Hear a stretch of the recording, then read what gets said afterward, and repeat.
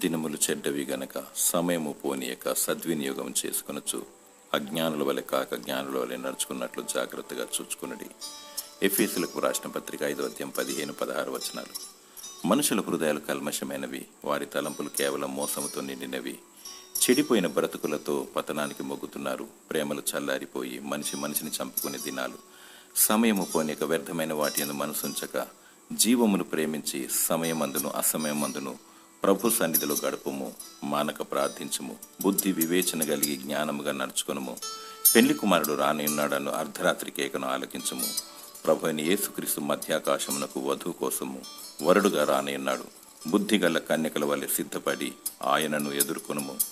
మనసు నిండా దేవుని వాక్యమును నింపుకొని ఆయనను మనసంతటితో ఆరాధించుము. జీవము గల దేవుని ముద్ర, గొర్రెపిల్ల ముద్రను కలిగి కనురెప్పపాటున ఎత్తబడెదవు. దేవుడు నిన్ను నిష్కలంకముగా పెంచునుగాక. ఆమెన్.